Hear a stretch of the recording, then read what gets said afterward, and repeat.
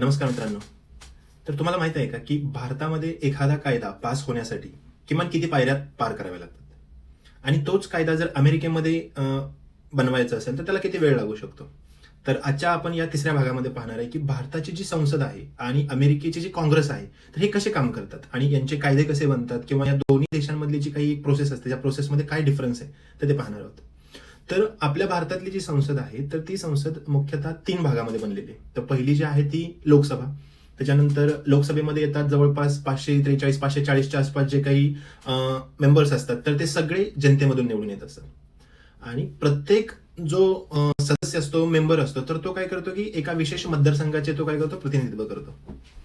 मग जी काही आर्थिक विधेयक असतील किंवा जे काही मनी बिल्स असतील तर ते पास होण्यासाठी ते फक्त बिल्स लोकसभेतच मांडता येतात. दुसरा जो भाग असतो आपल्या भारतीय संसदेचा तो म्हणजे राज्यसभा. तर त्याला आपण काउन्सिल ऑफ स्टेट्स म्हणतो. तर राज्यसभेमध्ये जवळपास 245 सदस्य आसपास असतात.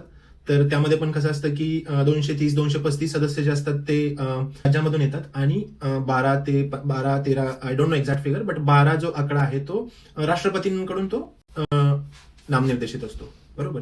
तर हे मग जे काही राज्यसभा असते तर ते राज्याच्या जे काही हितसंबंधाचे अधिकार असतात किंवा जे त्यांचे जे काही प्रतिनिधित्व करायचं असतं ते करतात आणि जे काही आर्थिक विधेयक असतात किंवा मनी बिल्स असतात तर त्याच्यावरती राज्यसभेचे जे अधिकार असतात ते खूप लिमिटेड असतात.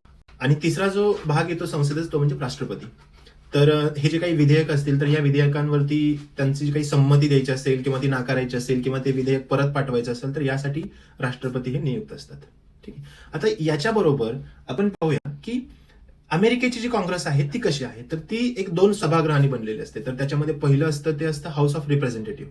म्हणजे आपण याच्यामध्ये काय असतं की जवळपास 435 मेंबर्स असतात आणि हे 435 मेंबर्स जे असतात ते सगळ्या राज्यांमधून आले असतात. म्हणजे इथं कसं आहे की लोकसंख्येनुसार त्या राज्यांना सदस्यांची संख्या ठरलेली असते. उदाहरणार्थ जसं कॅलिफोर्निया घेतलं तर त्याला आपण 52 त्यांची मेंबरची संख्या असते. तर हे सगळे मिळून किती असतात, 435 असतात आणि त्यांची जी निवड असते ती प्रत्येक 2 वर्षासाठी होते.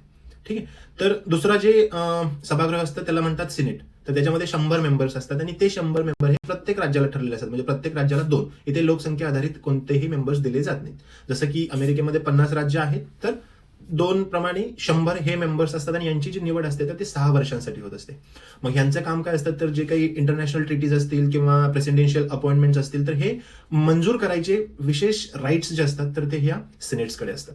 तर हे होतं आजच्या भागामध्ये मित्रांनो. तर पुढच्या भागात आपण पाहूया की इथली अमेरिकेतले जे काही सर्वोच्च न्यायालय असेल तर ते कसं काम करतं ते आपण पुढच्या भागामध्ये पाहणार आहे. तोपर्यंत मला तुमचे काही प्रश्न असतील तर कमेंट्समध्ये नक्की कळवा. भेटूया पुढच्या व्हिडिओमध्ये. जय महाराष्ट्र.